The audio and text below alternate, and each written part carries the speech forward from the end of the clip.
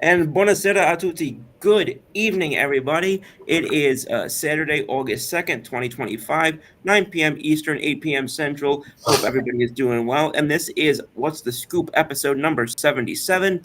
Here today with, of course, my wonderful and just always awesome co-host, Mr. Brandon Furtado. Brandon, how you doing, buddy? I like that intro, Scoop. I'm doing good. I'm doing good. A little tired, but you know what? I'm here. I'm ready to rock. Let's get to it. Love it. We got to talk about that hat later. I've never seen a red Yankee hat. We got to talk about that later on. Really? But And very grateful that somehow after the Tampa Bay Rays game, he was able to join us on here tonight. We've got Dodgers outfielder Teoscar. Oh, actually, no, wait. Actually, no. That's my You're long. gonna get canceled. You are walking into getting canceled. Okay, just for uh, purposes that it may come back to haunt me later. That is an inside. That is a long time inside joke between Jay and I. It is, guys. Yeah. So please just let that be clear. But that is my longtime buddy, Mr. Jay Cruger, back with us today. How are you doing, Jay? And I'm loving that jersey. Fantastic.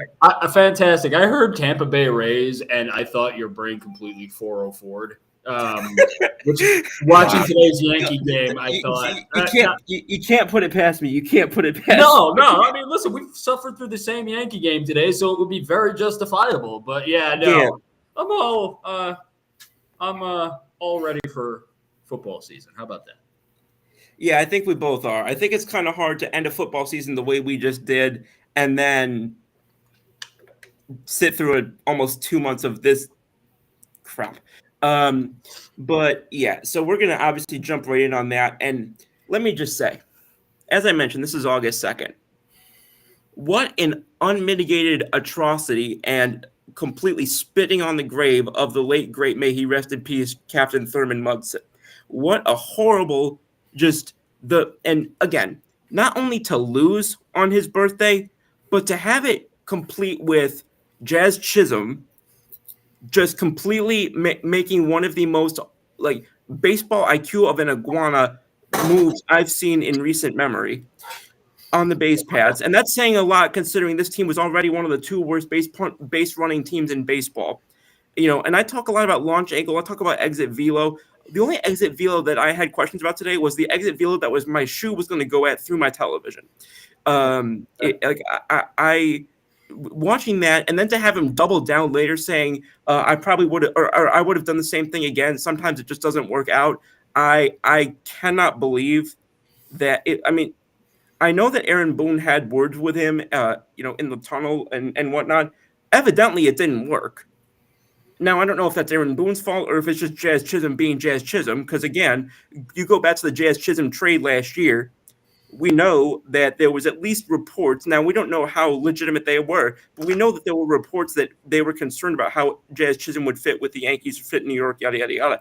Now, again, a lot of people overlooked that, and maybe it was a nothing burger. But it certainly is on my mind after a game like that and after an experience like that, and certainly after comments like that in the aftermath. At least with Austin Wells a week or two ago, he basically said, I was being an idiot. So at least people are going to respect that, and at least people are going to eat that up and buy into that and just basically say, yeah, just don't do it again.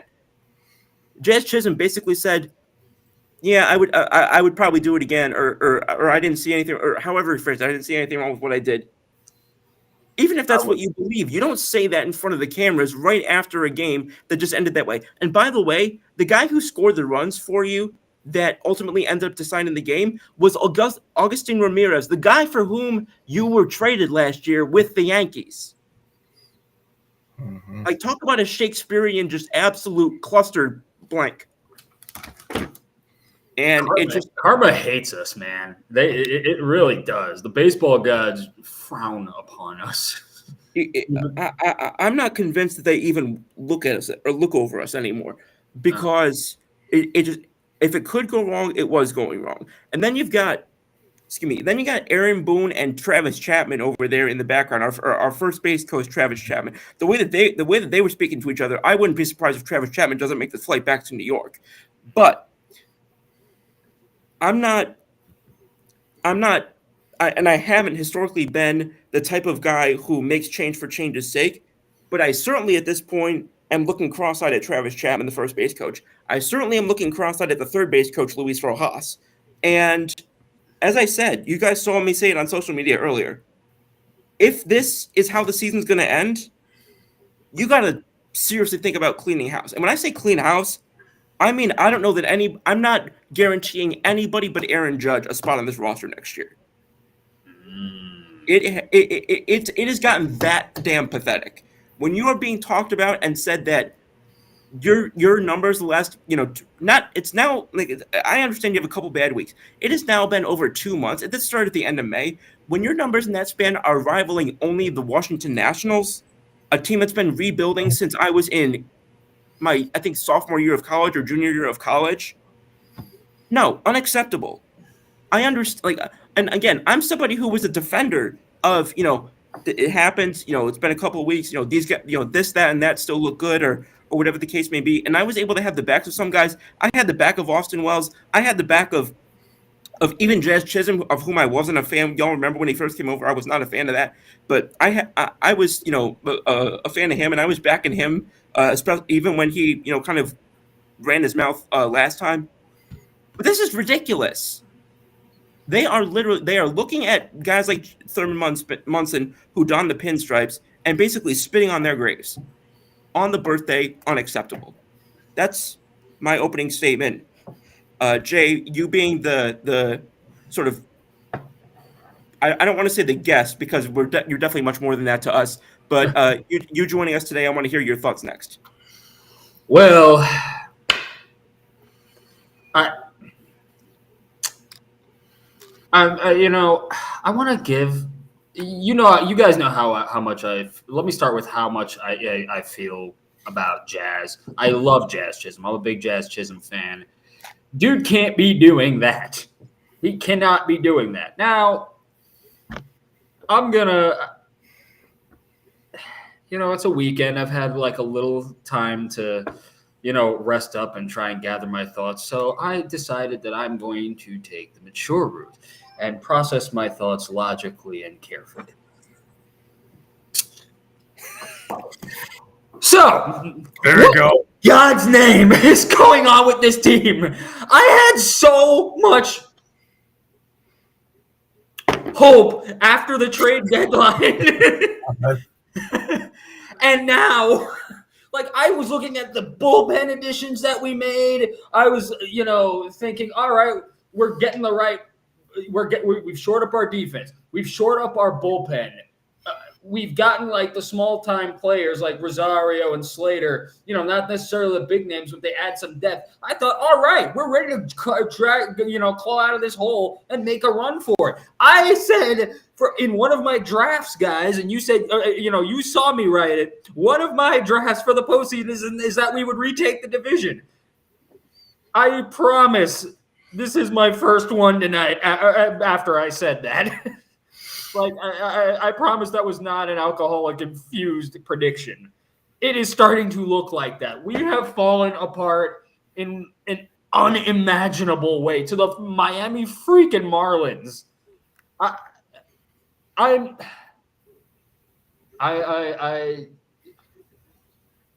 shut out 2-0 when you were one of the league leaders in offense, with or without Judge. You were shut out 2-0 by the Miami Marlins. We had more walks than hits today. I'm just going to add that. We had 3 walks and only 2 hits. Oh, my God. I don't mean no harm, guys. I really don't. But fun-filled fact about me that your audience may not know is that I'm Jamaican. Now, that's only significant because this coming week is Jamaican Independence Day on August 6th. I didn't even know that. Okay. Yeah, and that I only bring up because that is where they're going to be spending October. While all the other teams are playing baseball, that's where you're going to be spending October if you keep this up. I'll start there. Brandon, your response? Oh, Jesus. I mean, you two are summing up the rage that I've had with this team now for not this year, not last year when they had a similar collapse. Not even the last 5 years. This feels like this has been Yankees baseball for the last decade, if not a little more. Yeah. And it's just becoming too much of a common theme that I've learned in probably really since the end of Girardi's tenure. Not even the start of Aaron Boone's. Since the end of Girardi's tenure as Yankee manager, I've learned one thing. I can no longer. I don't care who's on this roster. I don't get my hopes up for anything anymore with this team. No. I don't. I don't because it's one thing to blow a division lead, but 10-game division lead, by the way. yeah, but like you're still, you had a 7-game lead. It's one thing to blow it, and it's another thing to slowly lose it, but still play competitive baseball, still win series, win games, but like teams are still gaining ground on you. But they didn't just blow it; they blew it in almost record-breaking time, and like they blew that set the first that was the first red flag was they blew the 7-game lead in like 2 weeks, which was already awful. And then, I mean, really since Memorial Day, I guess, because we always talk about how when things heat up in the summer for a lot of teams, literally since Memorial Day, like we've been kind of Right. talking on here, they've been one of the worst teams in baseball. It's just point blank period. They've been one of the It is worst what it is. teams in baseball, and the fact that I've never seen a Yankees team where the players are this nonchalant. They quite literally are saying in the post game press conferences that they don't care. They don't, like, why are you openly admitting that you quite literally don't care? Like I've never seen a team just completely check out of the season. That's even before Aaron Judge got hurt, and it's really frustrating because to me, I mean, we'll talk about it later about certain guys we'll bring back and certain guys we want back and yada yada yada. But I mean, and I'm almost on the same lines here of thinking that I really don't want many of these guys back at this point because no one on this team seems to take this game and the pinstripes seriously. And it's I'll never forget there was a quote from Michael Kay, like I think it was maybe 2 or 3 years ago, maybe even more, where he was saying that the newer generation of Yankee fans are spoiled. But spoiled by what? We have one championship in 25 years. Spoiled by what? One championship in 25 years, and I'm 24. You're Brenda. How old are you? 24, 25? 25. 25. Okay, I'm 24. You're 25. I mean, Jay's a little bit above that, but regardless, like we're saying these things, like people like, and that's why I used to do it, and I kind of rebuke my former self for it. That's why I will never do the 27 rings, 27 rings. I was alive. I was alive for 2 of them, but I think I still had placenta on me when the first one happened. So it for all intents and purposes, I've been alive for 1 of them, and I barely remember it because I was in 4th grade, and I think I saw like maybe 80% of it. I'm going to get to some of the questions here real quick. Carson jumped in. He's got we finally can see the emoji. He's got the salute emoji. How you doing, Carson? Hope you're doing well. Nice. Congratulations on your Detroit Tigers doing as well as they are. Didn't really love their deadline, but I look forward to seeing how they do down the stretch. They definitely are one of my top teams in the American League right now. Kurt says, "What's up, boys? Yankees fans have to be worried. Are Mets best team in baseball? Does Correa make the Astros best in the AL?" Yes, no, and no. I'm gonna give my thoughts real quick, and then I'll kick it around the horn. Yankees fans have to be worried. I don't agree with that. I think Yankees fans have to be pissed off. Yankees fans have to be irate. Yankees fans have to feel incensed. Yankees fans have a right to feel like for anybody who's seen Seinfeld, what did Jackie Chiles say? Something like, "We have been." No, it was Stephen A. Smith says, "We have been hoodwinked, bamboozled, led astray, run amok, and flat out deceived." Stephen A. Yeah. Smith, very nice guy, by the way. But and that's exactly how I feel about this team. And here's what's the annoying thing. The two worst games were right after Cashman went and did about as much as I could have asked him to do. Right. So I can't point the finger at freaking Cashman because he went and did his job right before this got as bad as it did. Part of what's frustrating about it. It's like we did what we had to do. Right. And then it got worse. So I'm not pointing the finger at freaking Cashman. And if anybody is right afterward, I'm not sure that they're anyway. But so that already I'm looking at. So like I said, I'm looking at the coaches who are dealing with the run, and people are like, who teaches the fundamentals? In my opinion, the 8U coaches teach the fundamentals. If you already don't know, if you've gotten to the Yankees and you don't know fundamentals, there's a serious problem that goes far beyond the Major League Baseball Yankees coaching. But it has gotten absurd, and so our Mets best team in baseball. I don't think so. I definitely think they're one of the best teams. I actually don't think there is a best team in baseball. I think there's a top tier of teams right now, but I don't think one team has really separated themselves.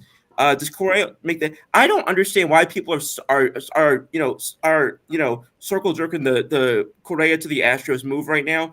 I mean, it's great for nostalgia's sake, but it kind of reminds me of Howie Roseman bringing back Deshaun Jackson, where it's a nice move for the headlines. It's a nice move for nostalgia's sake. But he's a shell of his former self. He's been beaten up. He's not posting the numbers that he once was. I'm sure he'll be better in Houston than he was in Minnesota, but I don't think he moves the needle nearly as much as people are. And he's playing third, which he's never played before, as far as I'm aware. So no, I think that's been really oversold, and that's my thoughts. I'm going to kick it around now. I'll go the opposite order. Brandon. Yeah. In short, to answer all the questions, yes, we have to be worried. I mean, we always are, but this year, especially off the back of last year at the roller coaster ride that was, last year, riding the ship and getting to the World Series, was important. But this just doesn't feel like it's that caliber team to do so. So I just don't see it. Mets best team in baseball, no, because I still think the Cubs are better. I still think Detroit's better. I still think the Dodgers, even though they struggle a little bit this year, the Dodgers are better.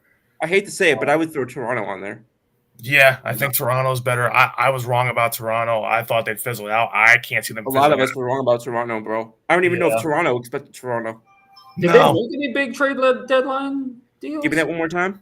Did they make any big trade deadline deals? Forgive my ignorance. I with everything that's going on.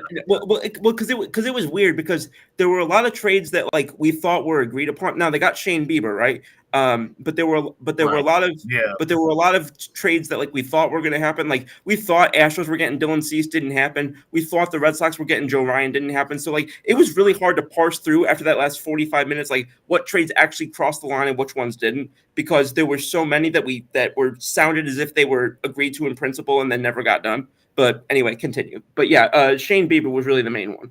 Yeah, and I think that.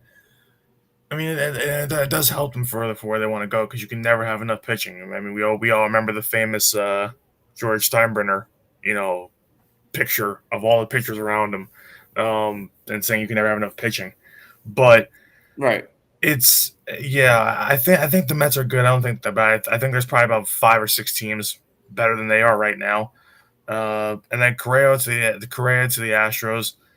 I had the same feeling, like, oh, it was a cool, it was a cool story that he's going back to his home pretty much. But at this point, it's not a needle mover. Like, I mean, the Astros are having a good season without him. I mean, if they can get anything from him, that'd be great. But and who knows, they might. But I was in the same lines as you. When I heard the news, I was thinking the same thing. It was Deshaun Jackson back to Philly. Like, what are you gonna get at him at this point? Yeah, it was the name more than the production. Yeah, it was just the feel good story. It's like that's like right now Russell Westbrook going back to OKC. Yeah. Like, what are you gonna get at that point? But yeah, I forgot he was on OKC at this point. So go on. but yeah, but yeah, I don't know. I think that first question, about having to be worried. It's like, I mean, now they're third in the division. That's something that they haven't seen in God knows how long. Um, and I mean, the Red Sox don't seem like they're losing anytime soon. They came back from the dead pretty much this whole season. Trading Devers and then being ahead of us really pisses me off. Yeah. They literally got rid of somehow like a cornerstone of their franchise and got better, which is insane. It makes no sense. But and I mean that also says a lot about the character of a team too. So Yeah, I mean they moved him to like sort of because they thought that the leader of the team was really Jaren Duran, of who I've become a big fan. And I mean, and we heard it like at the deadline. The Padres offered Dylan Cease, two other big players whose names I'm forgetting right now, for Jaren Duran, which I think 80% of the fans would, if you ask, would have taken it, and they said no. And apparently they said no pretty emphatically and pretty quickly. So they clearly have a very high opinion of Jaren Duran, in my opinion, as they should. I'm a huge Jaren Duran fan. I'll just say it. As a Yankees fan, I'm a huge Jaren Duran fan as well. And it's crazy. And you also, I don't know if y'all heard it today, but there's been stuff that's been coming out about how people thought that Craig Breslow was not not super helpful in negotiations at the trade deadline, not super not respectful, but responsive and one thing or another. So they didn't even make. And like I said, they did not get Joe Ryan. They went and got Dustin May, but Dustin May is another example of a guy who is more of a name now than than he was 2 or 3 years ago. That would have been perhaps a big needle mover. But even if he ends up being it, I mean, even if he ends up being it, he doesn't even have an address in Boston yet. Like, so it's so I obviously agree with what you're saying.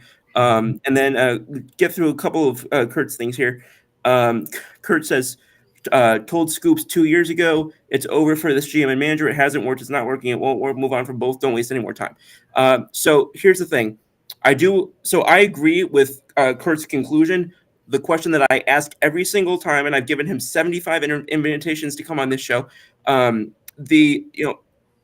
I want to know is, who are you getting in replace, and or in their place rather, and that's, and I think also sometimes you can agree with the conclusions that is reached and not the process. I think that's where Kurt and I were disparate on that, because we saw a lot of those things entirely differently, even if we agree on the willingness to or the ability to move on from both. Again, one of the names that I threw out as potential manager was David Ross. That's still the name that I really have circled. But I also haven't gone and really looked at the names again in the last 8 or 9 months. Excuse me. I think with a team this veteran and this talented, it's hard for me to bring in a first-time manager again after having a first-time manager here. But again, Boone is no longer a first-time manager. This is his. People don't want to hear this. He's got one of the highest winning percentages in recent Major League history, and it's Jay. Jay, I see you're making an expression up there. Tell me what you're saying. Yeah, no. First of all, I'll admit to being a big Aaron Boone apologist. It's just that you and me both. I have yet to hear anybody who wants, and this is not a Kurt, I don't want to make that clear, but I mean, in general, when I hear people saying that they want to fire Aaron Boone, yeah, I have yet to hear of something that Aaron Boone could do differently than any other manager. Thank you. That is questionable bullpen decisions. Yes, but here's the problem. A, he's working with what he's got right now, or what he had before the trade deadline. Yeah. And B, every manager makes bad bullpen decisions. I keep saying, like, I keep saying to a couple of my friends, I'm like, it's not Aaron Boone's fault when a pitcher throws like a belt-high fastball and ends up in the seats. It's not his fault when the team can't hit a beach ball. No, these players are not NPCs that he's just putting out there, Right. and he has entire control over. Now, this week, did he have to tailor his responses? That's how I become the Boone, like you said. That's how I become the Boone defender that I become. Not because I'm like I think he's the best manager in MLB. I don't think that. I would definitely put Francona above him. Definitely put Bochy in front of him, and there's probably a couple of others as well. But the criticism I see him getting is so misdirected. I see him getting criticism that belongs on either players or assistant coaches. Many of these fans I don't even think could name the assistant coaches. And you haven't said anything about the hitting coach or the pitching. Well, Matt Blake's awesome, but still. Yeah.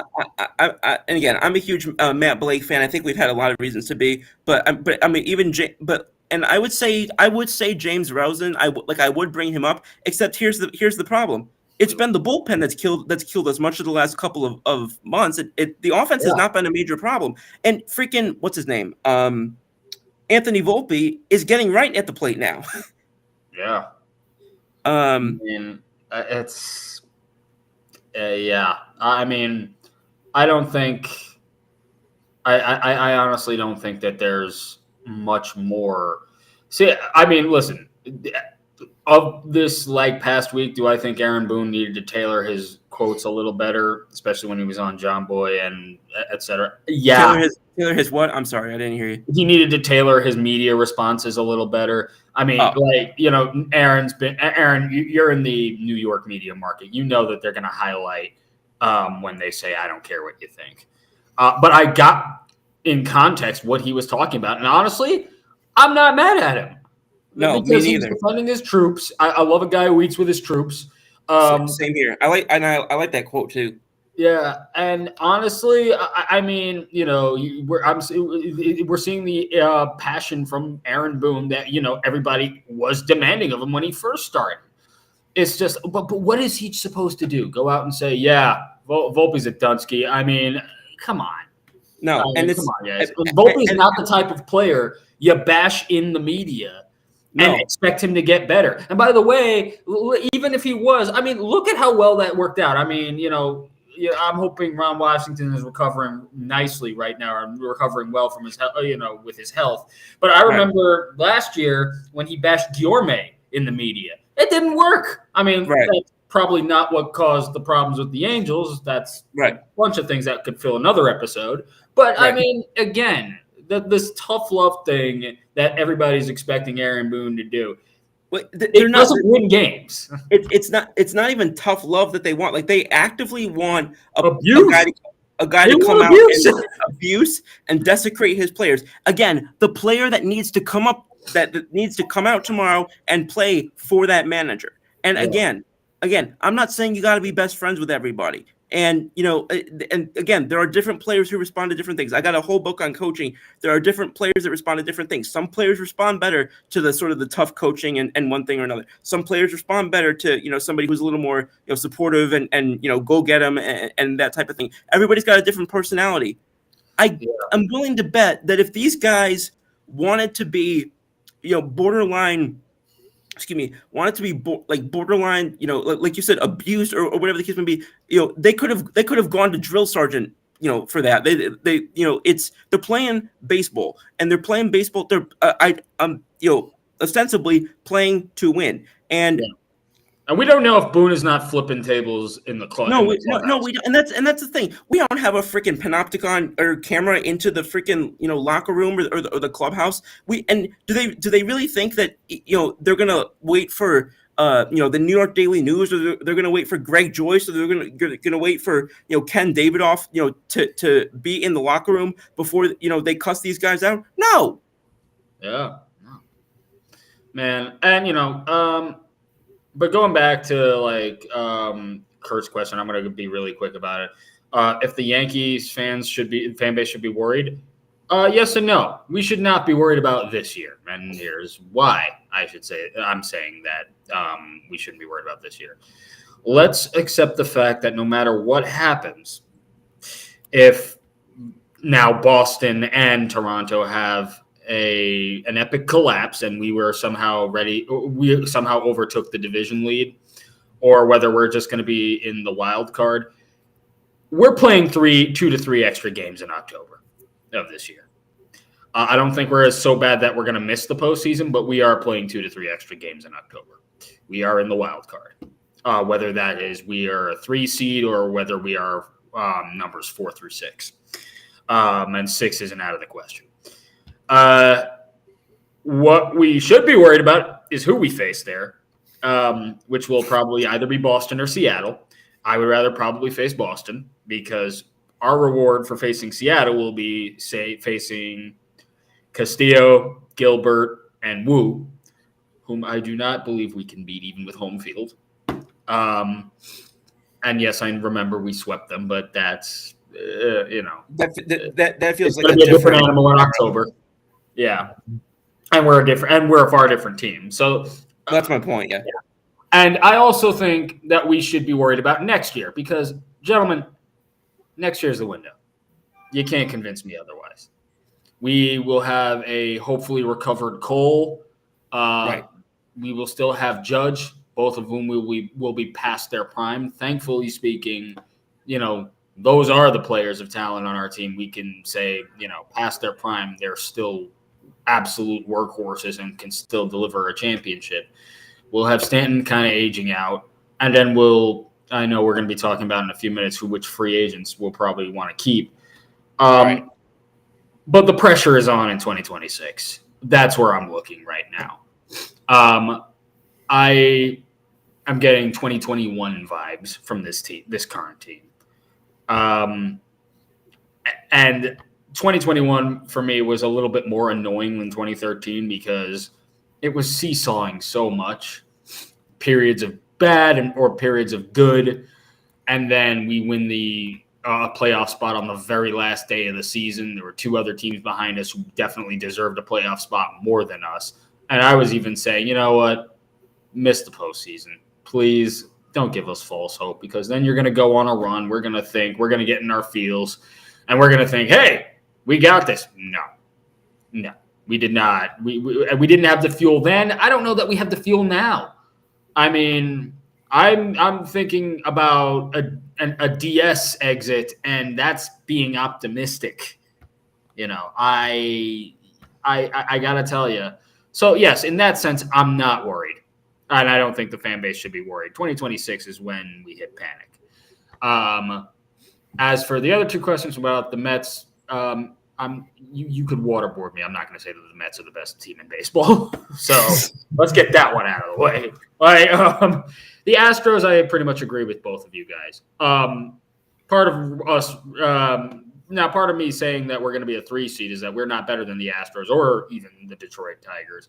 But I don't think the Astros are a leaps and bounds better team than really anybody just for adding Correa. I still think they're going to win the West. For me, there's still no question in my mind. They win that shit on devil magic. But I don't know if that it kind of moved the needle. The Astros are kind of one of my trade deadline assessments. That's in between good and bad. There was all right, you got Correa back, sweet. But yeah, I don't know. Not a good time. Not a good time. No, I'm going to jump in on this because I feel like I've heard this 37 times. And Kurt says, you're saying team's so talented. Where's the talent? Volpe, major disappointment. Dominguez, major disappointment. Grisham, journeyman. Judge falls like a deck of cards in the postseason. Stanton's a waste of money. That take is absolutely that last take has got to be the most absurd thing I've heard in I don't know how long. Where is this team talented? Very selective of the roster. Well, of course. I mean, it's about the narrative, not the. So. But We'll go in reverse in this time. I'm gonna have Brandon go first, and then I'll follow Jay over there. Yeah. When it comes to talented teams, I mean, even on a down year, the Yankees will always find a way. I mean, outside of 2023 or even 2014, like, outside of the weird kind of years here and there, the Yankees will always have a top 6-7 roster in baseball. Mm-hmm. But so like Volpe Major's disappointment, I agree. Even though he's been really good the last week plus. Yeah, you got to be. It's got to be a period of time before you go from hot to being like actually good. It's still a disappointment on that. So Yeah. I agree to that. I would agree with that too. Yeah, Dominguez, major disappointment? Absolutely not. He's having a great rookie season. He's, I think, top 5 in a lot of rookie hitting categories right now. Defensively, I agree, a disappointment, but I also don't think he should be playing left field long term. Exactly. Yeah, he shouldn't be. He's getting better in left, but he shouldn't be playing left long term. So I disagree there. Grisham, journeyman, yes, journeyman, but Grisham's having the best season of his career. So having the best season of his career. Yeah, I was about to say, why is Grish catching a stray? Yeah, no, I have no idea. It's also it's funny because any team you see, whether they win the World Series or not, any team you see, they're gonna have some journeyman on the. You can't have. What are there? 26 people on a roster now. You can't have 26 players making 8 figures. That defies financial logic. So to say, oh, he's a journeyman. Okay, but if you're able to turn a journeyman into an all-star player in having the best season of his career and becoming a multi-year contributor for at a position as important as center field, that is a good thing. Jay, go ahead. I was about to say, if Grish is just a journeyman, I mean, we should all love to have that one of those journeymen on our roster. I mean, Grish kind of held us down. I mean, first of all, Grisham is the reason we won the San Diego trade. No other player of significance was gotten in that trade other than Grisham. But yeah. So listen, Volpe has been the victim of the hype. I mean, playing shortstop at Yankee Stadium, unenviable task, because let's call it for what it is. There will never be another Derek Jeter, inarguable. No. Didi had it rough here, or had a rough start here first after he took over from Jeter, and immediately after. I think, the defensive miscues have, of course, made me want to pull my hair out. I think he leads the league in errors still. I think he does.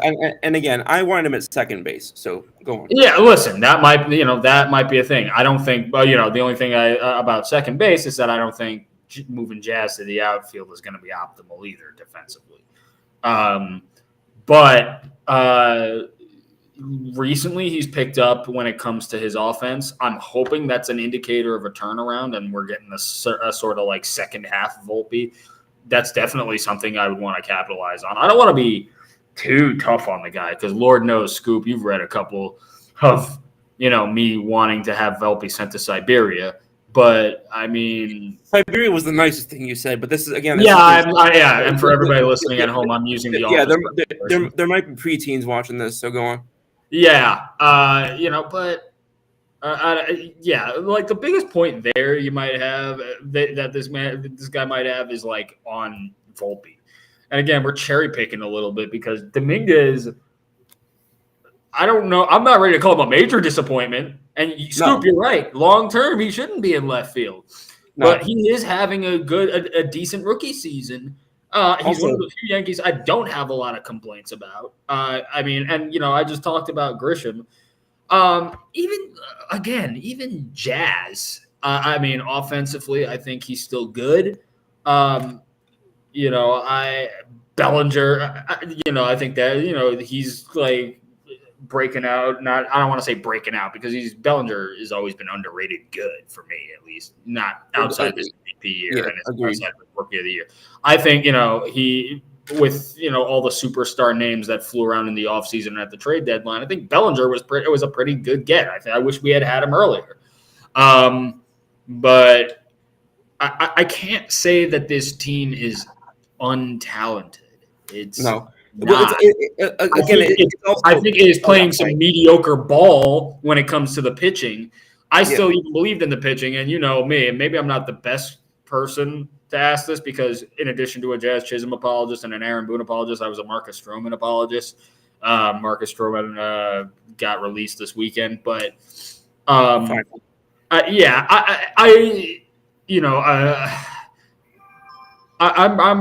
me as being pretty pro pitcher, except for everybody but Jonathan Loaizaga. I don't think talent is the issue. I think maybe we are. There are too many bugs in the system right now for us to say that we are a World Series caliber team. I honestly, and I think one of the biggest issues that I have with this team is that everybody does something right at different times. That's a perfect way to put it. Like, that's the problem. The pitching will be on, then the offense will suck. The offense will be on, then the pitching will suck. The GM will be doing his job. That's exactly what happened the last 2 days. Yeah, the GM will be doing his job when we need him to. And now, and we're not following the plan of the GM or as to why people were traded for. Now, maybe we're thawing out from the trade deadline a little bit. I want to give all of our new acquisitions the benefit of the doubt. But if you do want to contend, this team needs to click at the same time with everything that it needs. It needs to click with the pitching and the offense. And this team, for lack of better expression, needs to lock the F in. I need us to lock in. Have we tried locking in, Yankees? That's the solution to every problem. It's just like, have you tried locking in? Yeah, you've said that to me a couple of times. He has a follow-up question. Well, he asked about 20 follow-up questions, but he said, here, how many Yankees start on the Mets? Judge, yes, who else? So the list that I looked it up. I looked it up. There's quite a bit. Austin Wells would start on the Mets. Austin Wells would start on the Mets. Stanton at DH would start on the Mets. Yeah. Obviously, Judge would. Bellinger would. Yep. There's quite a few. Jazz would at second right now. Yep. So I would still put Max Fried in there too. Well, I wasn't even thinking pitchers. I would say if you're starting Vientos at third base, I'm taking McMahon over Vientos. Absolutely. Yeah, defensively, yes, I would too. Yeah, and that's the purpose. I'm talking both offense and defense. I know some of these players. I know the Mets may have some players that are if you put them offensively, they may have, or if you put them deep. But I'm talking holistically, putting the whole player at that position. And Bellinger was kind of a weird one for me because I obviously I'm taking him, but he plays like 4 positions. So I didn't know who do they got at second at the Mets. I even forgot one too. Jeff McNeil, I think. Oh, give me Jazz every time. Yeah, same here. It's not even just that. You know who's playing center for the Mets right now? By the way, isn't it Kendrick or Cedric Mullins? It is, but what it was for most of the season. But he hasn't been good this year at all. You know who has been good? The journeyman Trent Grisham in center has been great this year. He would start on the Mets. So most of the Yankees 1 through 9 would start on the Mets tomorrow. Yeah. Right. Yeah. And they're 2 journeymen. They're and there's another journeyman at the trade deadline that went to their division rival in Bader, and he's still better than Mullins. Yeah. Right. And also I want to get to this. Mr. Figueroa, I hope you're doing well, sir. Says this organization missed George. I'm sure at times maybe. That being said, I will remind everybody once again. George tried to trade 3 of the core 4, was only intervened by Stick Michael and guys who were under him like Brian Sabrian and company. And again, George, I'll mention the Sabian and Michael again because prior to them, that was what began the Yankee dynasty? Was George getting suspended and then walking himself back when he came back? That 2 decades of maybe it appeased the fans to see the owner acting reckless and they see the owner acting impulsively, whatever the case may be. It didn't result in wins. They did not win a ring between 79 and 95. True word. God, imagine not having the core. George may you rest in peace, sir. Yeah. But George may have also cost us Griffey. So and I'm not going to get into this, but also, and this is probably one of the takes that Yankees fans hate me making, but because that was the period of time when we had Don Mattingly at first, and I know he became a fan favorite. People still want him as manager here, even though, again, it's not like he was anything special in Miami or Los Angeles. Right. But Los Angeles got better after he left, similar to Joe Girardi leaving Philly and then getting better. I don't know how people missed that when they call for those two guys, but. Another thing I will point out, so people clamor for Don Mattingly during that period of mediocrity at first base. I so wish that we had made the Mattingly for McGriff trade. I'm sorry. I wish we had made that deal. But I actually had a point that I was going to get to, and I completely just don't even remember what it was anymore. But no, I remember now. And it also comes back to like the people talk about, he'd go out and spend money. He'd go out and get guys. He'd go out and whatever. Who he'd go out and get? Who we would have gone out and gotten in 2019? Garrett Cole. We did. Who we would have gone out and gotten? About a year or so ago, Max Fried. We did. Who we would have gone out the year before and gotten? Carlos Rodon. We did. It's we're doing the things George would have done in terms of the big contracts. Do you see our freaking payroll? Yeah.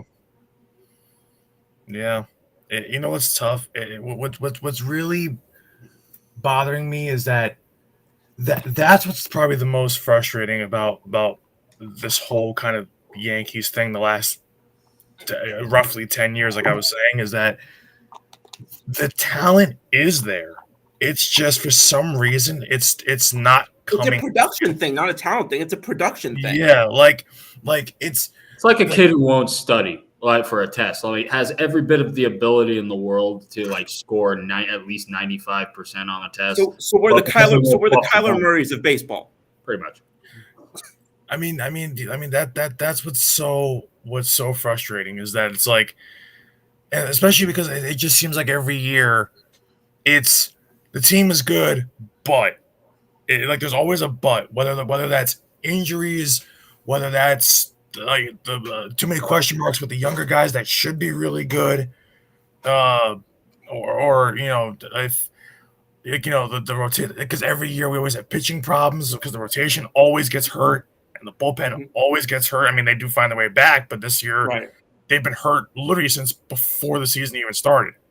So it's like the talent is there. It's just can the talent stay healthy, and can the talent be consistent? Like, can they show up when you need them the most?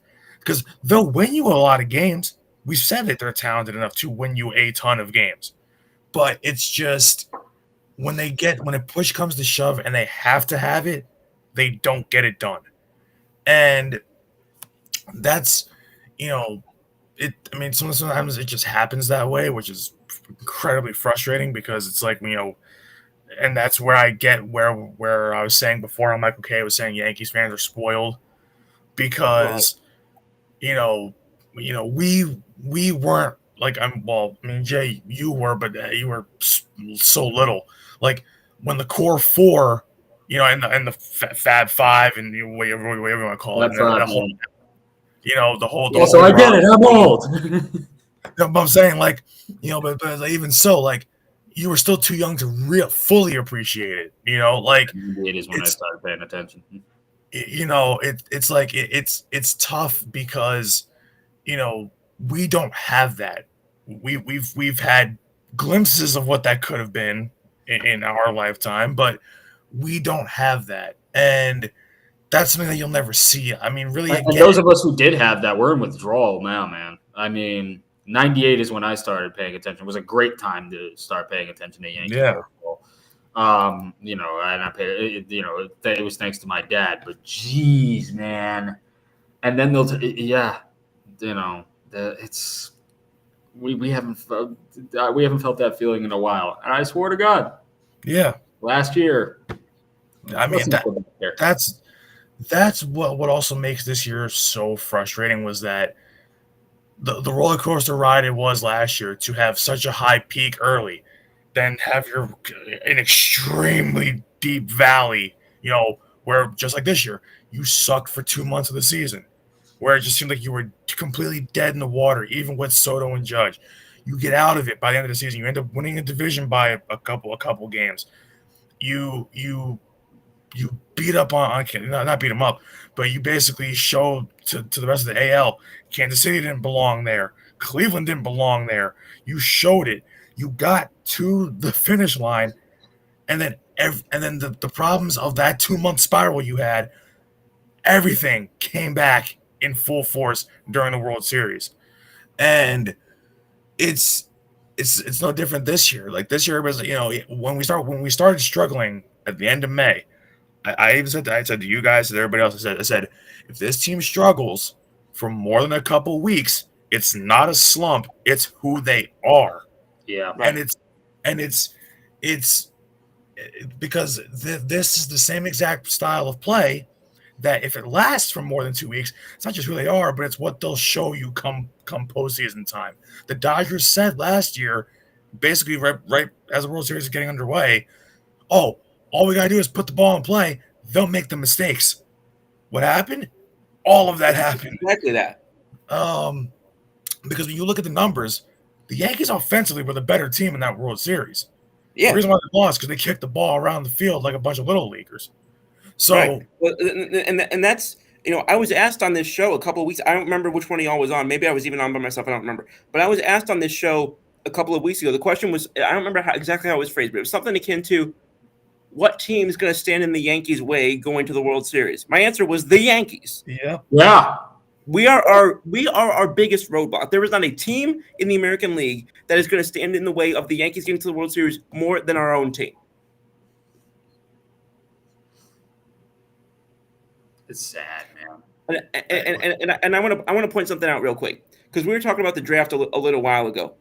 But here's the thing, and people will talk about, why don't we get a we never have a young player like a Paul Skeens. We never have a young player like a Carlos Correa. We never have you know why? Because those guys are drafted in the top 3. And if this team had a bottom 3 record even once, people would be burning down Yankee Stadium and any offices associated with it. Yeah. The criticisms are valid. It's just like, you've heard my criticism is like, we somehow cannot develop good pitching. I'm not talking about having a Paul Skeens. I mean, one of the reasons why I really want to protect Cam Schlittler is that I don't want him to be shuttled back and forth between being a bullpen guy and a starter like Jabba Chamberlain was. I was just going to ask if you were going to bring that up because I couldn't stand Jabba Chamberlain when he was playing for us. But then again, I saw the relief bullpen post Tommy John era crap, that whole thing. And I wasn't really too thrilled when he had his fight with Mariano Rivera either because he was my favorite player. But again, and they do that. They did that with, as he mentioned, they do that with Phil Hughes. They did that with Lord help me. Throw some other names out there that they did that with because I'm suddenly hitting a wall. What, bullpen to starter and things like that? Well, just kind of dragging him back. And I think Ivan Nova was, one guy they did that with. I think so.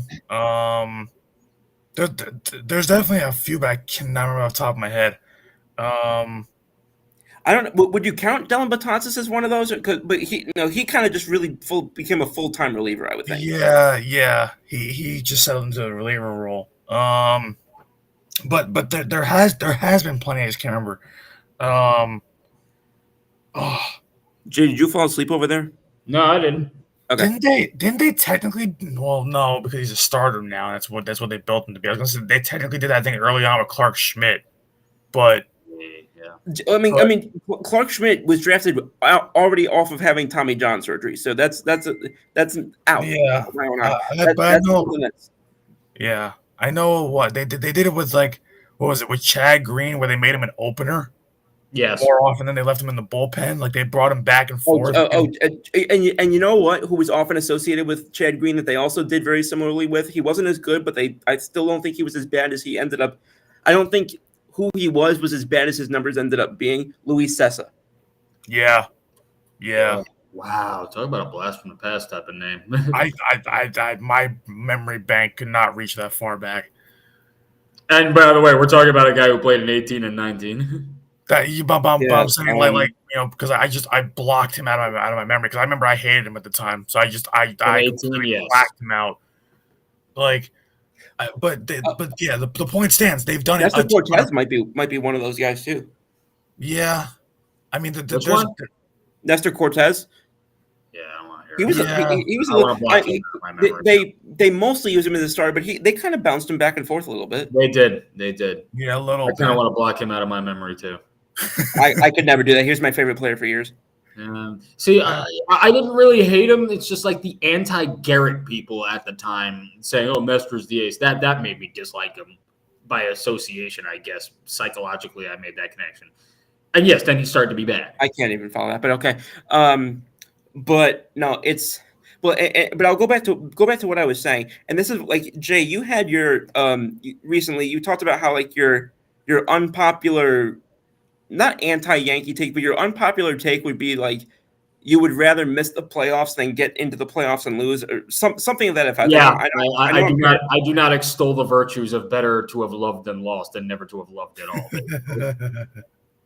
Sorry, okay, Jay, like that.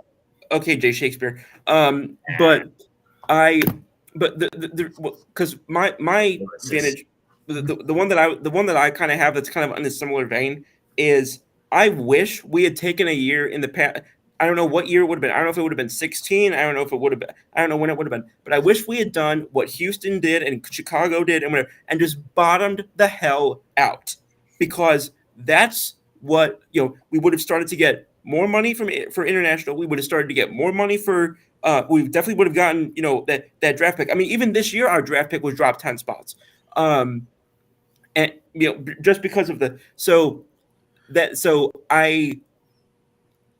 and obviously it's obviously revisionist history type of thing, but like it just we were so hell bent on not losing that we were defying what other teams were actually doing. Look at any team that actually built an annual winner in this current game. It was Houston, it was Chicago, it was Los Angeles. Los Angeles never really did it, but they I don't know, they were weird. Like they were mediocre for a period of time, and just bad enough, if that makes sense. Like they weren't bad, but they were just bad enough. Right. And of course they're also Los Angeles, so they also were getting international money that even the Yankees weren't getting. So it just, but that is one thing, because that is one area where and again, I've criticized Damon Oppenheimer quite a bit, but the fact that we were able to use undrafted players this week to make some of these deals, I gotta give that the amateur scouting department and the drafting, I gotta tip my cap to them. I'm not wearing a cap, but I gotta tip my cap to them for Brandon, tip your cap. God, we're really committing to tipping the cap.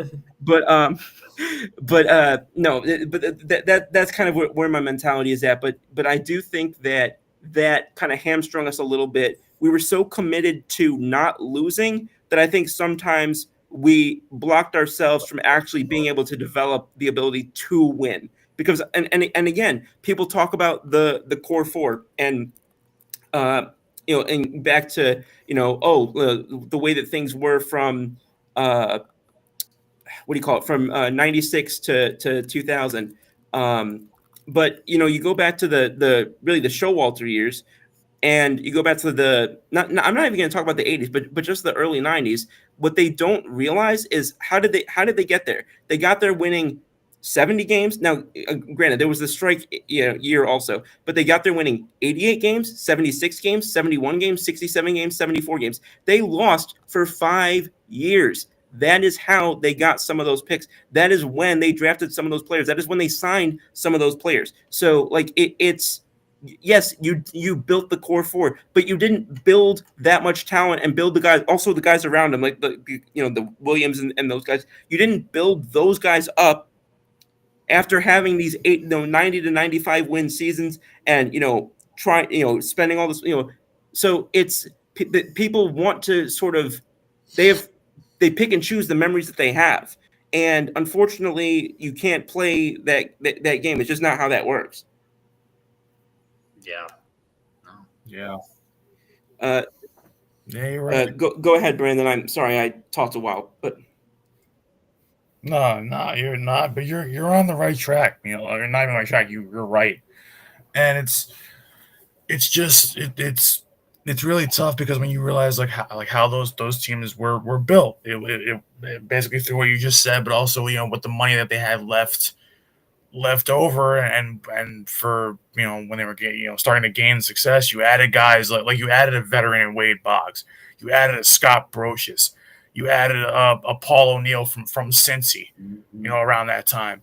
You were adding Tino Martinez, like you were adding guys into that complemented your star, your core four, your Fab Five, those guys, and you rounded it out, 1 through 9, and you rounded it out with your pitching staff. And I mean that's how they built it. That's how that's kind of the way the Dodgers kind of built it. That's how the Astros built it. Like it's all these different things. So that are coming together for those teams now that it did for the Yankees 25, 30 years ago. And it's just the Yankees are stuck, and I think I said this before, but the Yankees are kind of stuck in this limbo where it's like, you're the Yankees. You're supposed to be a perennial World Series contender. You are supposed to be the team that everybody's looking to knock off, at least in the AL. You're supposed to be the example. You're supposed to be the evil empire. You're supposed to be the evil empire. They're being evil, but unfortunately, they're being evil in my eyes. Yeah. And my mental health. It's like, yeah. The only evil that the Yankees seem to be conducting at this point is towards their own fan base. But it's like it's just madness that we have to like sit here and say, oh, they're just good enough to make the playoffs, or they're just good enough. What the hell just happened?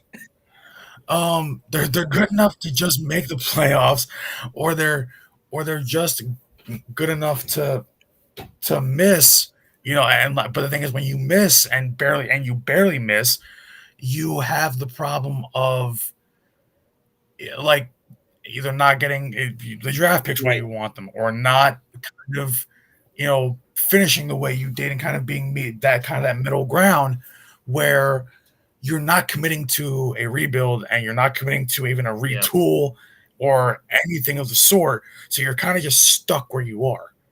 And, it's really tough, because we always talk about the window, right? Like Jay said, the window's next year. And I mean, these guys are all going to, your core of this team is pretty much all going to be 35 plus years old. So you are getting literally at the end of that rope, and it without Aaron Judge, we see what this team is. We know what this team is. This team is a 70 win team without him. So barely. Maybe I told 60. you. I told you if we lost Judge, God forbid we lost Judge to more than a flexor strain. I told you I was open house at the deadline. Yeah, and honestly, but it's like, it's crazy. He's coming back next week. But here's the problem with that: this team might be done by next week if they keep playing this way.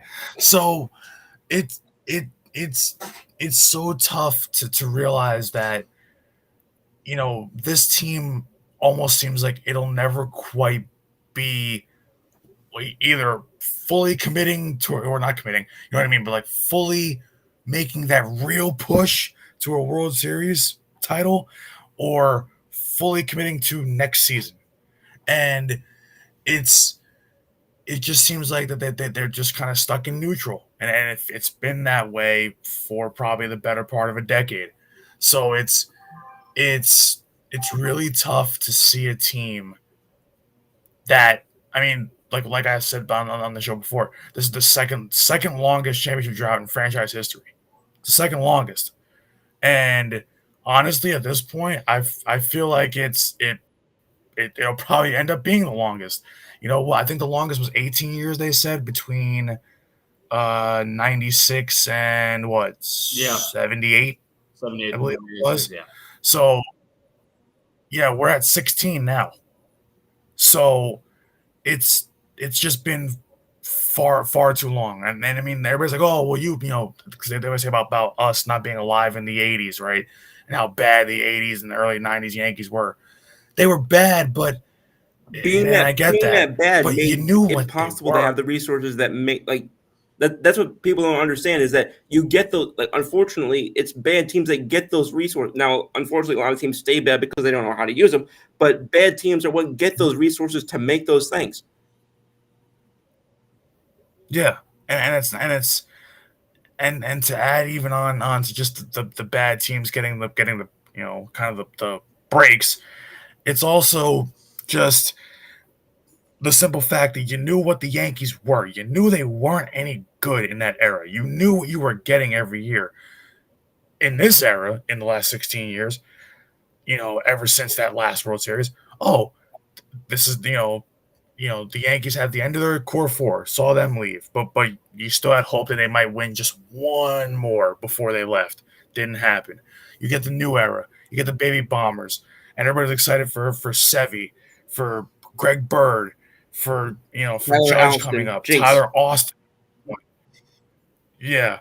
So you had this whole new regime kind of coming in. You figured, oh, we're gonna get ushered into a new era. That era hasn't panned out. So like you've been sitting here now for 16 years wondering when it's going to happen again because like I said, you're not good enough to kind of really say, hey, we are a World Series contender for sure, and you are not bad enough to where you're going to be able to start stacking resources and then making your push. So it's it's just really tough when you have a franchise like this that is expected to win and they're not doing it, but not because they're really bad. It's just because they're they're just good enough to hang around, but they're bad enough that it doesn't look like the Yankees that we Expect. Yeah. think it should be. And Like, yeah, I'm going to get to Yalo real quick. Says the Yankees need to find consistency. I wish everyone had Bellinger's approach. One ace, get one ace swing, and then fight for hit. thank I you. entirely agree with that. I entirely agree with that. 348%, yes. That is such a random number. Yeah, I come up with random percentages. Okay, I thought you were like taking that as a number from somewhere, and I was like, what is he referencing? Yellow also saying 80s Yankees didn't have a wild card either. They finished second in the division with 98 wins, but didn't play a wild card because it didn't exist. Okay, and I want to respond to that real quick because I got something to say that I haven't gotten to bring up yet. That connects to the trade deadline that just passed, not specifically to the Yankees, but just in general. So Ken Rosenthal once was considered, a like the gold standard of reporting in Major League Baseball. Has passed the torch a little bit to guys like Jeff Passan, but still very well respected. Does work with, I think he still works with The Athletic. Is he still with The Athletic or is he just on that sports show that he does now with guys like Scott Braun? I'm trying to remember. Anyway, it doesn't matter. But wherever he is now, I saw him give a statement or do a kind of like an Instagram spot a couple days ago, and he basically said the adoption of not only the wild card, because they had the wild card, but the adoption of the second wild card and then the third wild card has been some of the worst things to happen to baseball because teams are now disincentivized to go for it because they believe they believe all they have to do is be one of the top 6 teams in a 15-team league and, just get hot and good things can happen. But even with that, you look at the deadline, the Detroit Tigers, like a lot of people did not think that they acted like the seemingly one of the favorites to win the AL that they have become. People have said annually that the Boston Red Sox have been just kind of sitting on their hands and basically disrespecting their own players. I don't know what the Minnesota Twins were doing, but Yeah, I don't know what they were doing either. but you have this, and he basically said there are teams that just don't look like, and I this is kind of an amalgamation of him, Joel Sherman. You guys know I really respect him. He's probably my favorite guy in the game when it comes to this stuff. But this is and this is my genuine, my feeling, and I'm sure it's y'all's feelings too. Are you trying to win the MLB pipeline top 100 prospects list, or are you trying to win a World Series? Because I think too many teams are more hell bent on having the most top prospects who are going to debut in 24-52 than they are about winning a ring at the end of the season. We don't know what prospects are going to be. We know that a ring at the end of the season is going to be there until, indefinitely. That's what matters in baseball and in sports, is what should matter, is winning championships, not winning the top of prospect lists. I look at some of the guys that the Yankees have, and they says that ETA 2029, ETA 2030, ETA 2031. Is baseball going to exist in those years? Especially if we have another freaking lockout next year? I hope. I mean, that was a little bit dramatic, but come on, the hunger to win feels like it is not present in what's the word I'm looking for? Disturbing number of organizations, particularly the front offices. And if I were a player in one of those in one of those organizations, I'm getting my teammates together and I'm going and demanding a trade. Because why would I want to play for a front office unless I'm only caring about getting my money? Why would I want to play for a front office that doesn't care, or that's fine? Like, as long as we're one of the top, 6 out of 15 teams. Which one is that? Like 42%, something like that. I don't know. I did the math kind of quickly on that. Yeah, around there.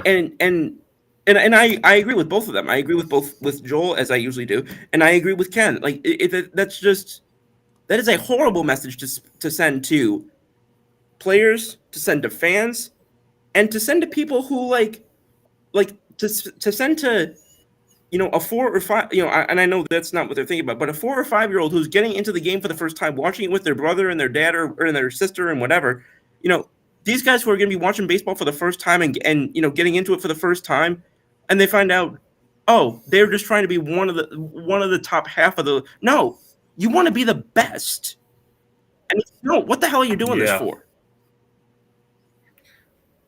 But what's funny is that's, I mean, and this is just, we can talk about this on another show, but it's happening in all sports. Like, it's becoming to a degree watered down, I guess is the best term to describe it, where you're rewarding teams for just being either just good enough to barely make it in, even though they are not a good team, and we can see it.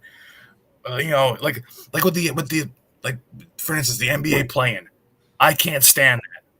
Go back to 1 through 8, because to have a 9th, 10th, 11th team out of a 15-team conference say that they can fight to make the NBA playoffs is ridiculous, and those teams suck.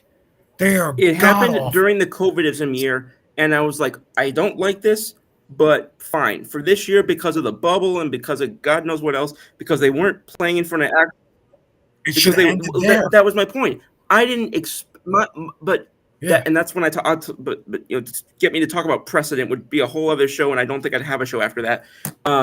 But it's awful. And again, there are way too many things. I mean, we could talk about the Manfred man. I know that we all have talked about that ad nauseum. But there are so many things that were fine for the COVID era. But now again, I know they're going to expand in the next few years. I know we're going to have probably 32 teams, maybe more. I hope to high heaven that once we get to 32 teams or 34 or whatever, we don't suddenly get 8 playoff teams in each league or 7 playoff teams in each league. Because it's not as interesting, and it's making teams less compelled to do stuff at the deadline.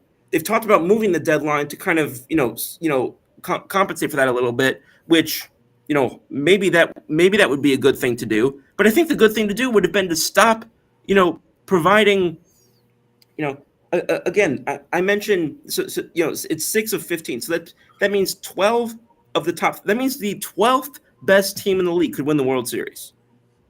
I don't give a damn if you're the 12th best team. Yeah.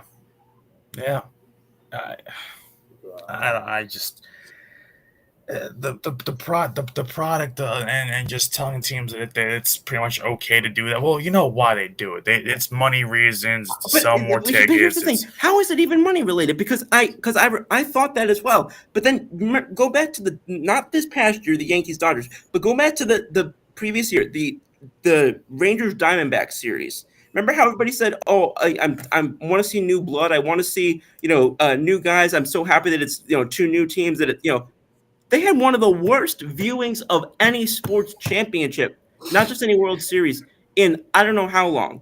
So clearly that was for people who barely watched or who were, oh, that's so nice. Those aren't the people that you want that you should be caring about. Yeah. It's true. God, I'm fired up tonight. I don't know. Yeah.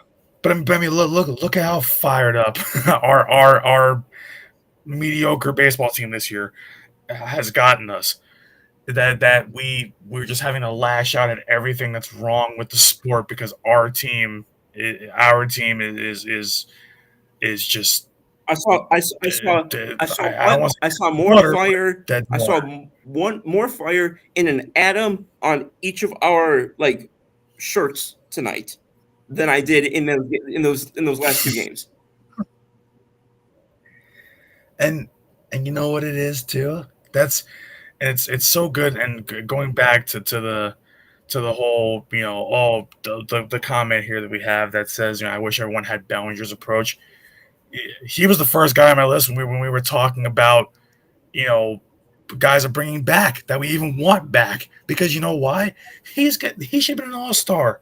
And then you know what? He plays the game the right way. He plays it hard every day.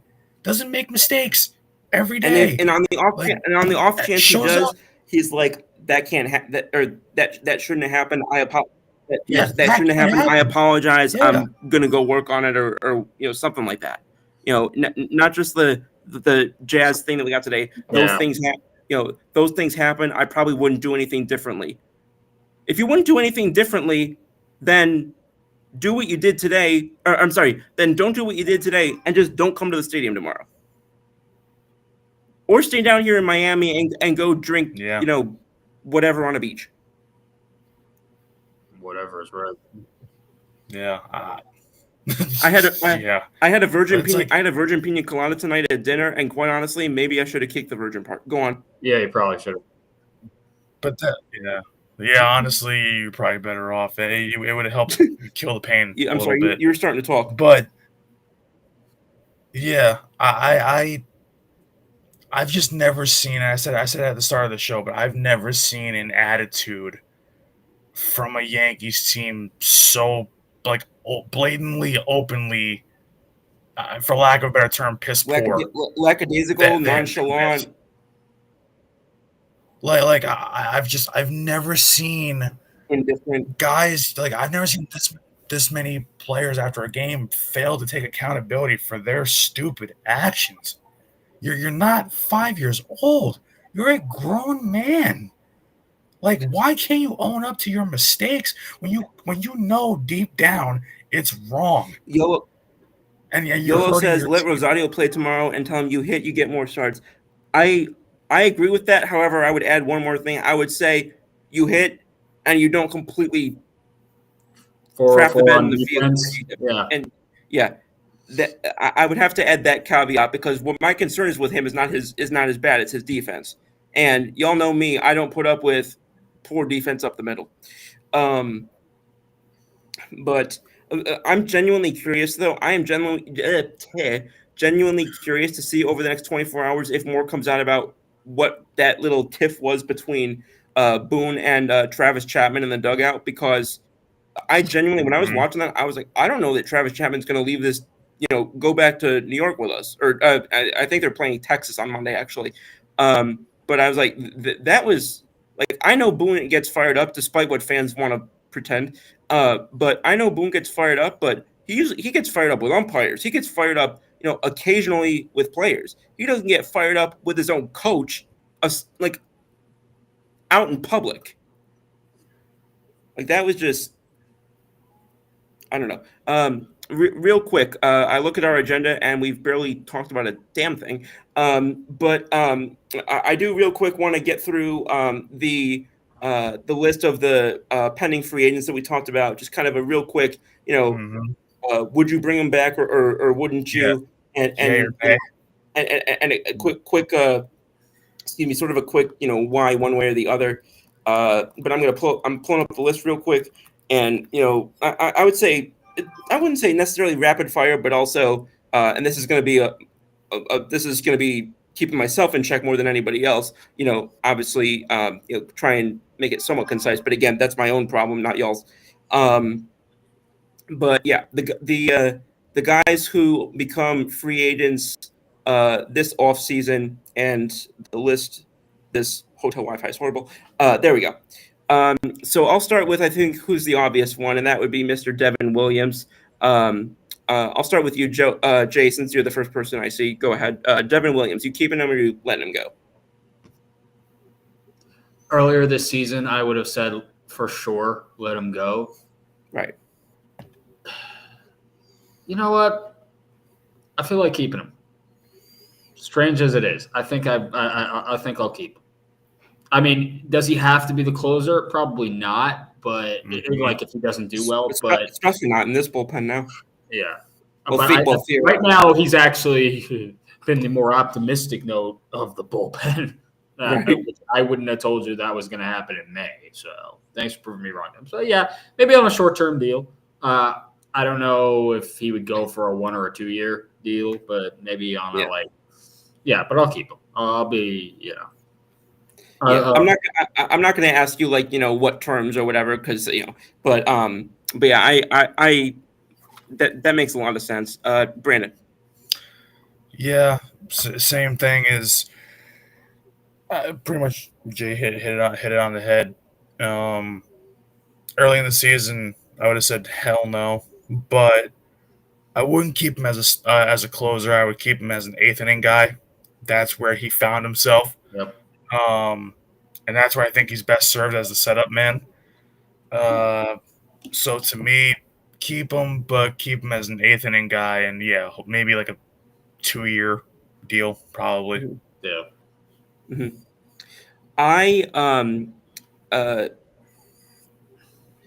So I'm a little bit different than y'all. First off, I am saying I am keeping him, but I'm a little bit different because I think I was probably one of the last guys on earth who still was. Y'all remember, I was still believing in Devin Williams. I was still saying I think he's been unlucky. I was thinking he was going to get right eventually. I was like, he's too talented, and his advanced numbers or his peripheral numbers still make it look like he's been just really unlucky in one thing or another. So I also I'm agreeing that I would keep him, but I also am saying it not having this sort of I wasn't necessarily kind of wavering the same way you guys were. But I hadn't thought about that, Brandon. I think that's interesting to potentially bring him back to the eighth inning. And here's another thing too. I'm not entirely a huge guy when it comes to you have to have a guy specifically on the eighth. You have to have a guy specifically on the ninth. Like I kind of don't really buy that as much anymore. Like you can have, like for example, there can be a game where your biggest outs to get are in the sixth inning with a 1-run lead, 3 runners on. You got to get 3 outs. Boom, boom, boom, and you got to rely on strikeout ability and somebody who's not going to give up a fly ball. That might be the biggest outs you have to get in a game. So I'd use my best pitchers where I got to get the biggest outs. I don't care if they're in the 6th or the 9th. So I would say kind of similar Step right up, to. Tim Hill. Pardon? Step right up, Tim Hill. Yep. And that Tim Hill's also going to be a free agent, isn't he? Yeah. Yeah. I'm keeping him too. Just let me get ahead of that one. Where I'm keeping Tim Hill. Yeah, I'll go to that one next. I'm also keeping Tim Hill. So Brandon. Yeah, I don't have to say it. I loved him last year. Got off to a rocky start this year, but found himself pretty quickly. So I love Tim Hill. And we don't have enough lefties. You can earn enough lefties Exactly. out of the pen too, especially. So lefty, funky delivery, keeps guys off balance, attacks guys probably more than anybody in our bullpen does, and is probably honestly, if you look at the numbers, the highest leverage probably reliever that we have in that pen because he always comes in when there's multiple guys on base or bases loaded and gets out of it. Yep. So yeah, you're keeping him. Yep. Mm-hmm. I'll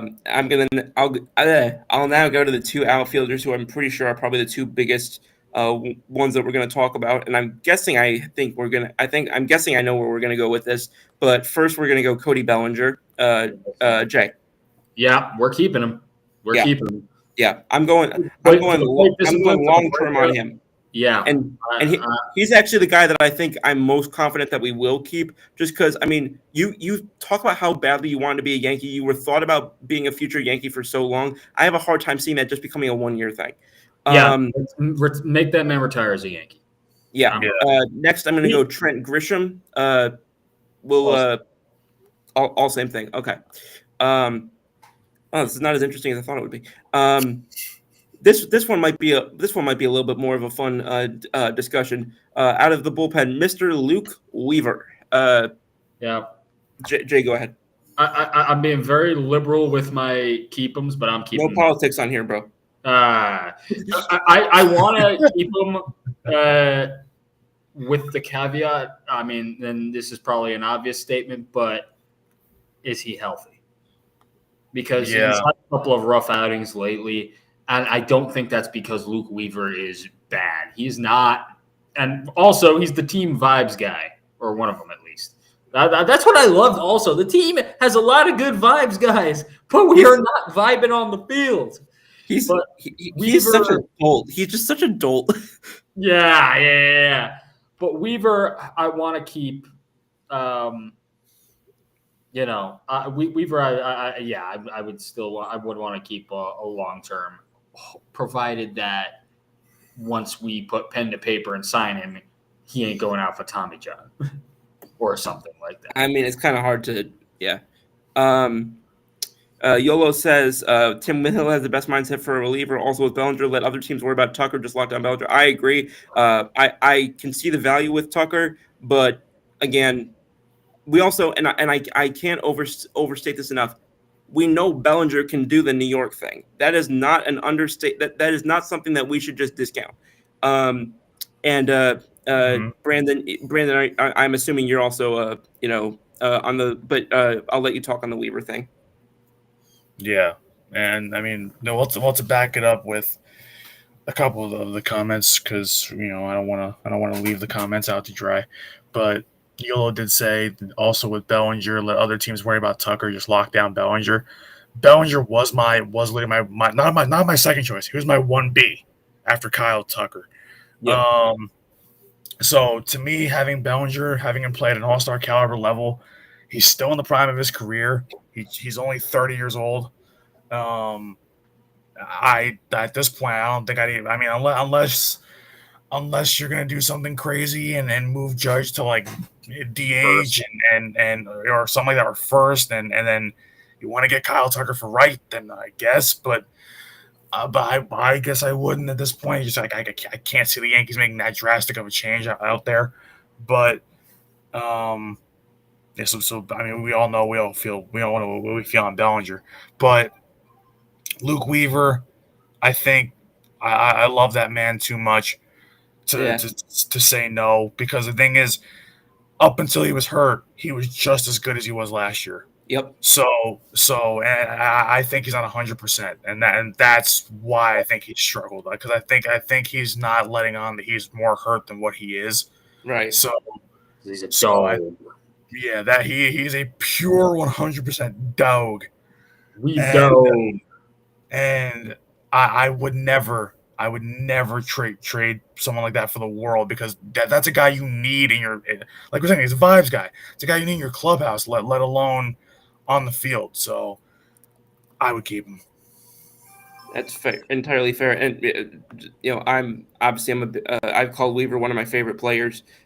So many reasons. I'm definitely keeping him. And like y'all said, I don't think it could. Don't think it should be disregarded. Like you guys said, he kind of is like our like this year's kind of like Ronald Torreyes type of guy. Except unfortunately, I don't want to disrespect Ronald Torreyes, but unfortunately, this guy is actually productive on the field. Um, but again, like we've all seen the videos of Weaver. Clearly his teammates love him. Absolutely, like even if he were a mediocre reliever, I would have a hard time letting him go because he's as good as he is. I mean, next year, if Luke Weaver is your perhaps might be your fifth best reliever, my goodness, that's a good bullpen.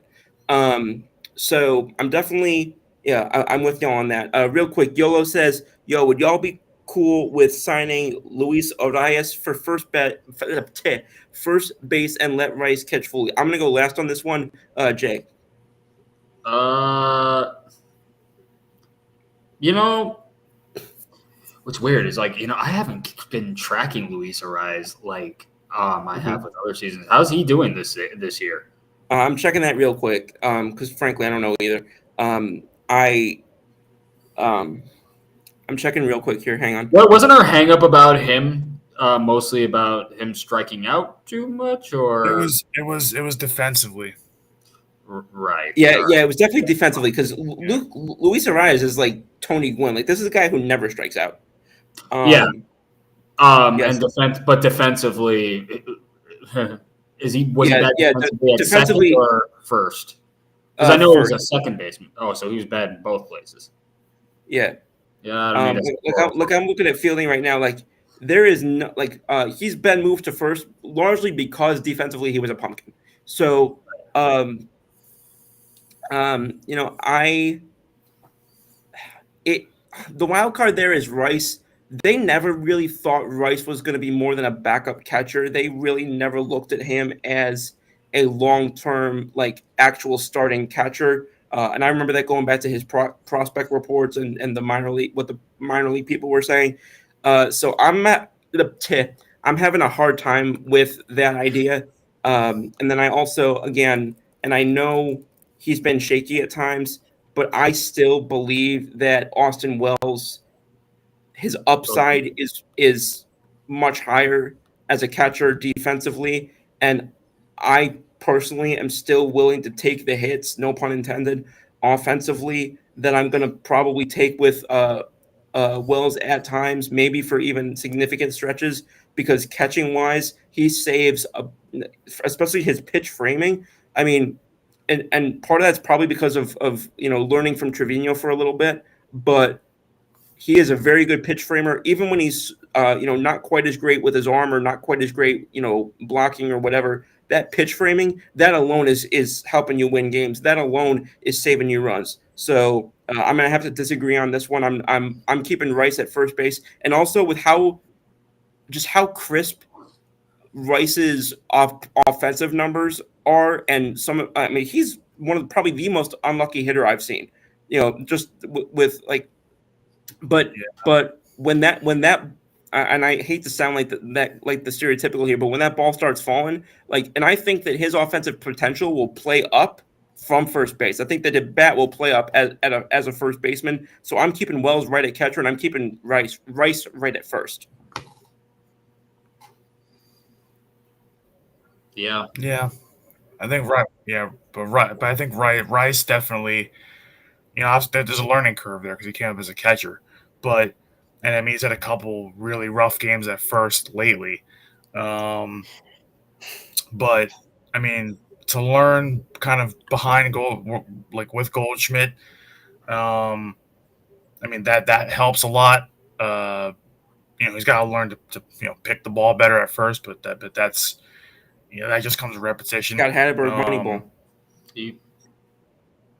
Yeah, and so I think part of me I still believe that Rice is the first baseman of the future Same to here. the Yankees. I honestly wish they would stop tinkering with him, whether he's going to be a catcher or a first baseman. I don't know if that ruins. I think that they want to keep excuse me, my perception.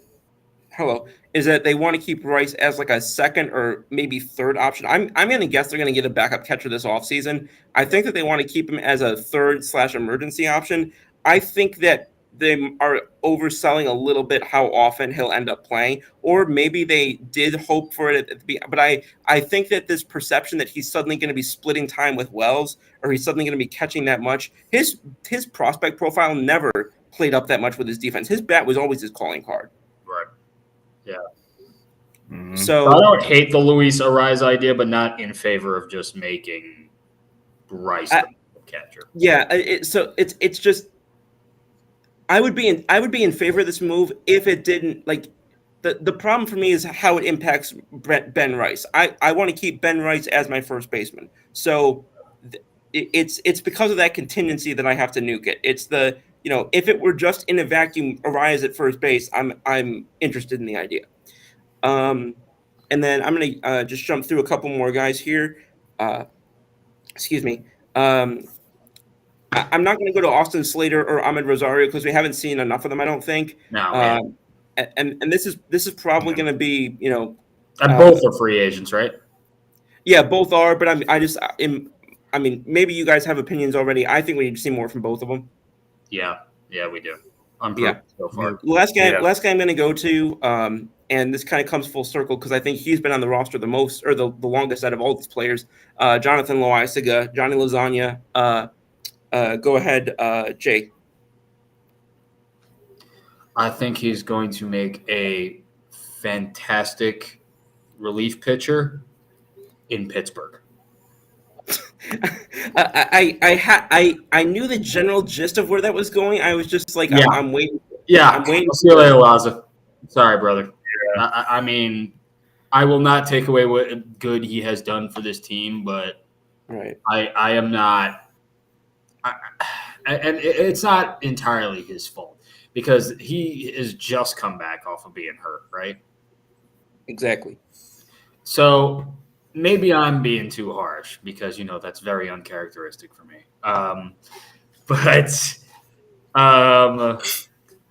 Yeah, I think that of all the people who I would say we are going to bring back, I don't know that he should be one of them. I don't think he should be one of them. I don't know what other arms we can get on the free agent market or who else we could probably trade for in the offseason. I think, I'll just say to Loaizaga, thank you for your service. That's fair. Yeah. Go ahead. Yeah.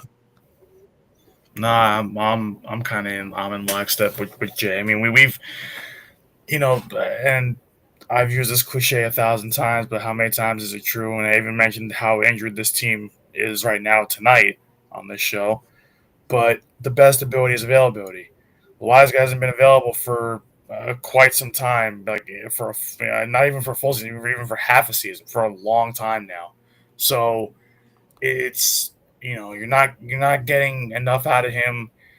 When he's healthy and on the field, but going back to maybe a couple of years ago was fantastic. But I think he missed all of last year. Missed the start of this year. Finally came back, but has just not had I think a single, maybe one good outing this entire year. I think the ship has sailed on him. I love what he was, but to me it's not him anymore, and you just can't keep him. At this point, with all the injuries, I mean, do you really want to take a chance to see if he's healthy in that? Too big of a dice roll. No.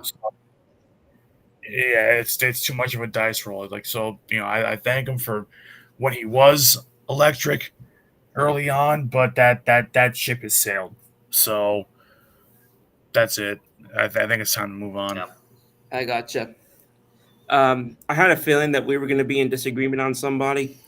And here's what I'll say, with the caveat that I'm either having to get him on a deal that has a team or a vesting option for the following year, or I'm getting him on a minor league deal. So I got to get him on a deal that has some team favorite flexibility. But I am of the belief that he can get right, that he will get right. And I think that people hate when I say this, but he is another example of somebody who's been, getting, hit in, he's been giving up, soft contact. He's been, I think, a victim at times of our very poor defense. And, I can't remember which one it was. I think it was Brandon who just said, he talked about the best ability being availability. And I'm going back. He came up in 2018, and I'm going back to every reliever who's pitched in the league since 2018, and there's over 1,000 of them. He's in the top, just outside the top 150 in innings pitched. So I know it seems like he's missed a good amount of time, but he also he's up there, and I know that that's a little bit of a skewed number and a little bit of a skewed way to perceive this, because I know a lot of relievers are going to be in and out. I know relievers are volatile, etc. But they obviously keep bringing him back for a reason, and they kept employing him in big moments for a reason, even despite that.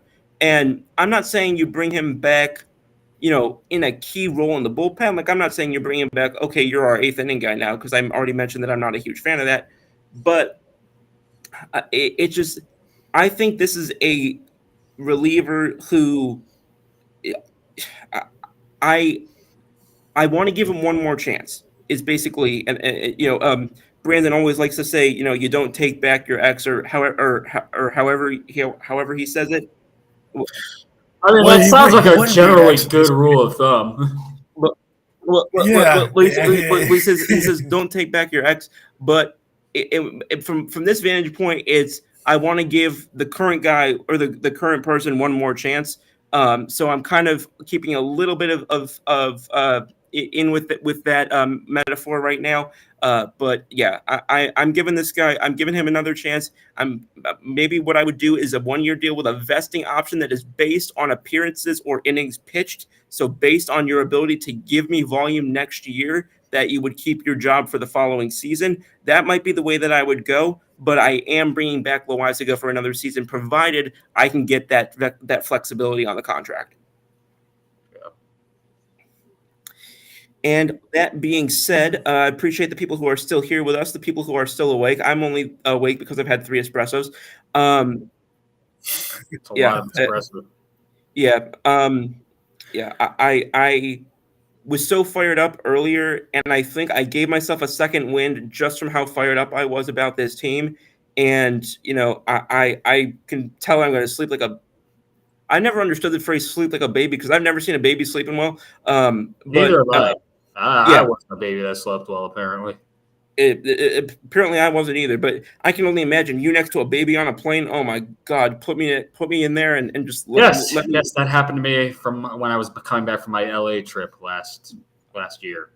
Yeah, I honestly, I think I remember talking to you about that. And you want to know when that baby finally did sleep?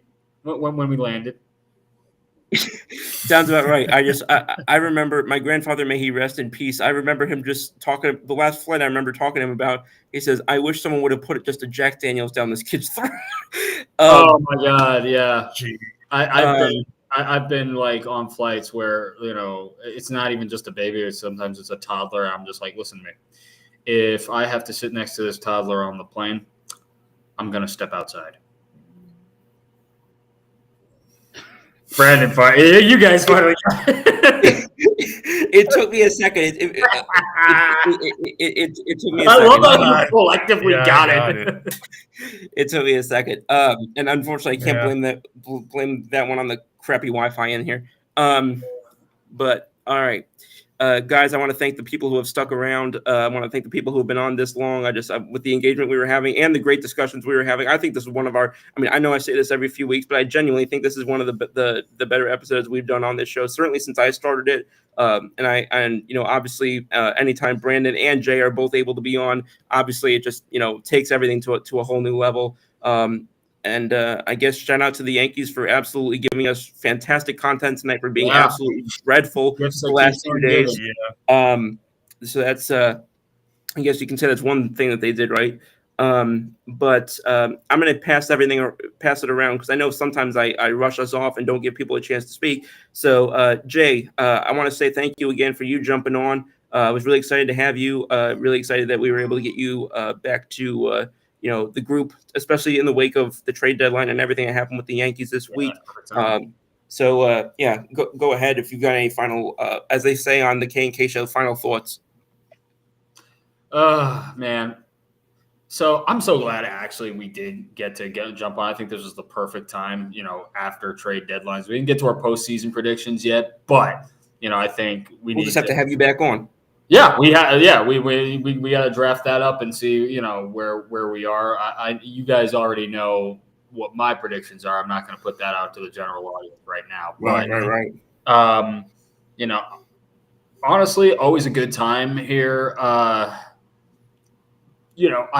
want to be optimistic for our mutual team, but like I said, they're the gift that keeps on giving when it comes to our content. Unfortunately, none of those gifts include a ring a lot of the time. So we'll see where we are going forward. But I'm hoping for more eventfulness and probably more beers chugged, although hopefully in a different sentiment on the show. Yeah. For me, it's Pepsi, but I am Coke, not Pepsi. Coca-Cola for any of the 17 intelligence agencies listening. Coca-Cola, please. I'm not sure that I'd want the 17 intelligence agencies listening, considering some of the stuff you've said. I know. Yeah, we FBI agent's on in his van right now, going, "What the hell is wrong with this guy?" He's heard some gems. He's like, you know what? I don't even want to investigate this guy.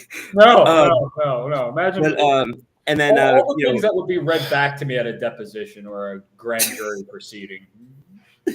Yeah, like they're never gonna. What happens there stays there. But in the exchanges you and I have had, either in group settings or just one-on-one, the fact that I could say something off the cuff or unhinged or whatever, and somehow you always make it worse is just a incredible natural talent of yours. Yeah. And with that, Brandon, I keep trying to rhyme co-host with something cool to make it sound cool, but I'll just say my great co-host and somebody who always makes this show, takes the show to another level. I'll say the Juan Soto to my Aaron Judge. Go ahead. I'll take that, and hopefully we don't part like they did. Oh, that's that's a good point. It's a good point. But go ahead, Brandon. Yeah. But for the ones, but this is the first season together, so. But I wish it was under better circumstances when it comes to the Yankees, because every show it's a negative show about the Yankees, which is tough. But so yeah, I would say that we treat this like the world is ending, right? When it comes to this show, when it comes to the Yankees, and now I'm starting to actually believe that the world's ending, because that slight pause I had earlier in the show, that was actually an earthquake that hit New Jersey. Wait, hang on.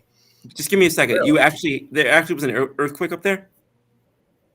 3.0 magnitude earthquake in the tri-state area. So I thought you were making a joke. When I paused, and I was like, so when I paused and I said, "What was that?" When I looked around, when I felt it, I was like, "Yeah, that it shook my desk." So that like jolt, that was an earthquake. I didn't feel it. It's weird. I heard you were joking. I heard something at my walls. I just thought it was my neighbor going nuts again. Like you heard? Did you hear like a banging? Yeah. That's the earthquake. Oh, that's what that was. So we had an earthquake in the middle of the show, which is nice. Sweet. Um, I mean, but- the but- show, the show has shepherded Armageddon. Got it. Impact, man. yeah. Well, I mean, God. I mean, honestly, God, Mother Nature, they heard us and heard how much we are just burying the Yankees, and they're like, all right, Like it's Gabriel, time to start the rapture. put the yeah. Bring the flood. But but man, listen, it's always fun when we get to do this. And I never take it for granted every time we get on here. Like even though the last two shows I've been dead tired, I somehow still find the energy to do this, and I wouldn't trade that for the world. So 70% of you on a show is always better than a show without you, brother. That wow. Way to use a Jazz Chisholm quote. 70% of the swing is better than 100. I just used a Jazz. Sometimes. Oh, okay. Now I'm quaking. Oh God. I'm pretty sure the viewers at this point can tell we're out of our minds and we're talking. But My tired is tired. I don't know. What's horrible is that I'm actually not tired. Yeah, dude. I don't know what's gonna happen to you. 3 espressos. I mean, You're a warrior, Paul Yeah. Neal. No, I can't. I couldn't be you, Scoop. I couldn't do it. But I appreciate what you said, and I obviously appreciate your and I do want to get to our last comment here, which is you guys are having too much fun. That is from my grandmother. So I wanted to say hello and taluba to Grandma Vicky, and I hope she and her husband Richard are both doing well. And I love and miss you guys. I hope to see you all soon. And obviously stay cool. I'm pretty sure down in North Carolina it's still ripping. So, and with that being said, I want to give one more general thank you to everybody who's been on tonight. Had some great streaming numbers. Had some different sort of pockets of engagement from a lot of new people. I'm very grateful for that. Of course, obviously saw Kurt and some of the usual suspects as well, which is always wonderful. And we will be back next Saturday. And Jay, I'm not sure if it'll be next week, but hopefully I know we'll see y'all again on here very soon. But Brandon and I will be back next week, Saturday, August. Excuse me, Saturday, August 9th. Did I say August? Saturday, August 9th. Third time's a charm. 9 p.m. Eastern. 8 p.m. That's what I'm gonna call it now. That's just what I'm gonna call it. August. Yeah, I can't wait for it.